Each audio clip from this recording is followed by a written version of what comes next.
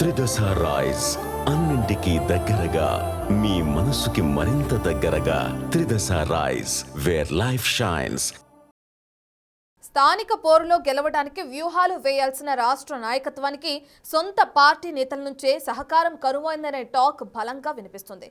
కొత్తగా అధ్యక్ష బాధ్యతలు చేపట్టిన ఆయనకు సొంత పార్టీ నేతల ఈగోలు, అసంతృప్తులు తీవ్ర తలనొప్పిగా మారాయట. కేంద్ర నాయకత్వం, ముఖ్య నేతలు ఎంత చెప్పినా పాత పద్ధతే కొనసాగుతుండడం ఆ పార్టీ లక్ష్యాలను గండి కొడుతుందనే చర్చ నడుస్తుంది. అందుకే ఆ పార్టీలో ఎవరికి వారేనా, ఎవరి మాట వినటం లేదా, గ్రామ స్థాయి నుంచి రాష్ట్ర స్థాయి వరకు ఎవరి ఎజెండాలు వారివేనా అనే ప్రశ్నలు ఉత్పన్నమవుతున్నాయి. తెలంగాణ రాష్ట్రంలో సర్పంచ్ ఎన్నికల హీట్ రోజు రోజుకు పెరిగిపోతోంది.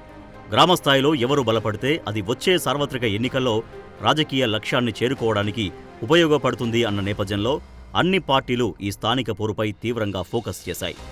అధికార కాంగ్రెస్ పార్టీ పక్కా ప్రణాళికతో ముందుకెళ్తోంది. ప్రజాపాలన విజయోత్సవాల పేరుతో ప్రజల్లోకి దూసుకెళ్తూ ముఖ్యమంత్రి రేవంత్ రెడ్డి స్వయంగా ప్రతి నియోజకవర్గాన్ని టార్గెట్గా చేసుకుని అభివృద్ధి పనులకు శ్రీకారం చుడుతూ ప్రజలతో మమేకమవుతున్నారు. ఇక రాష్ట్రంలో ప్రత్యామ్నాయం తామేనని, అధికారంలోకి రావడానికి ప్రజలు సిద్ధంగా ఉన్నారని పదే పదే చెప్పుకుంటున్న బీజేపీలో మాత్రం నేతల అడుగులు హైకమాండ్ లక్ష్యానికి భిన్నంగా పడుతున్నాయనే టాక్ నడుస్తోంది. స్థానిక ఎన్నికల్లో బలపడాలని రాష్ట్ర నాయకత్వం చూస్తున్నా నేతలు, క్యాడర్ నుంచి సరైన సహకారం లభించడం లేదట.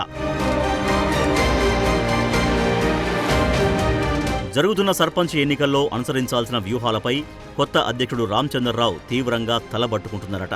దూకుడుగా ముందుకు వెళ్లాలనే జోష్ ఉన్నప్పటికీ ఆయనకు సొంత పార్టీ నేతల అసంతృప్తులు, ఈగోలు ఊహించని తలనొప్పులు తెచ్చిపెడుతున్నాయట. బిఎల్ సంతోష్ చెప్పినట్టు ఆర్గానిక్ నేత అయిన రామచంద్రరావుది ఎవరితో పంచాయతీలు పెట్టుకునే మనస్తత్వం కాదు.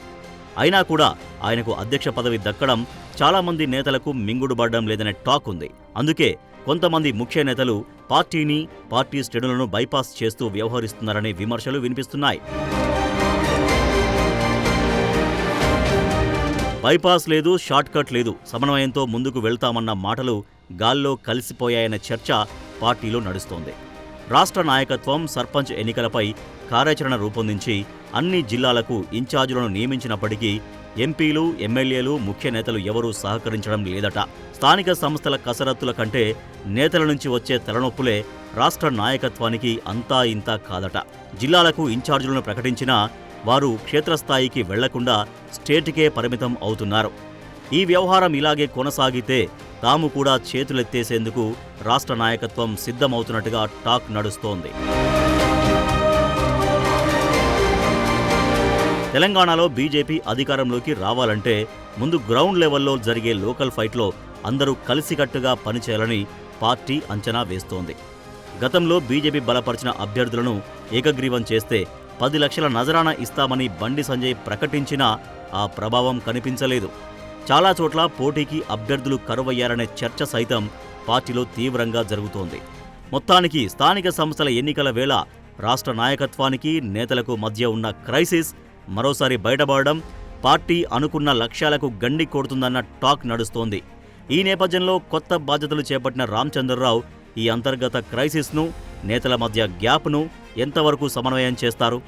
ఈ నెల 11, 14, 17 తేదీల్లో 3 విడతల్లో జరగనున్న సర్పంచ్ ఎన్నికల్లో బీజేపీ నాయకత్వం అనుకున్న సర్పంచుల్ని గెలిపించుకోగలుగుతుందా, లేదా నేతల సహకారం లేకపోవడంతో చేతులెత్తేయాల్సి వస్తుందా అన్నది ఇప్పుడు రాష్ట్ర రాజకీయాల్లో ఆసక్తికరంగా మారిందట. ఏదేమైనా ప్రస్తుత పరిణామాలను చూస్తుంటే సర్పంచ్ ఎన్నికల్లో కూడా కమలం పార్టీ చేతులెత్తేసినట్టేనా అనే సందేహాలు వస్తున్నాయి. లోకల్ ఎన్నికలపై ఆ పార్టీ అధ్యక్షుడు కీలక సమావేశాలు ఏర్పాటు చేస్తున్నా నేతలెవరూ పట్టించుకోవడం లేదు అనే ప్రచారం జరుగుతోందట. ఈ స్థానిక ఎన్నికల ఫలితాలే వచ్చే అసెంబ్లీ ఎన్నికలకు బీజేపీకి ఒక బెంచ్ మార్కు కానున్నాయి. మరి అధ్యక్షుడు రామచంద్రరావు నేతలందరినీ ఒకే తాటిపైకి తెచ్చి ఈ సవాల్ను ఎలా ఎదుర్కొంటారో వేచి చూడాలి.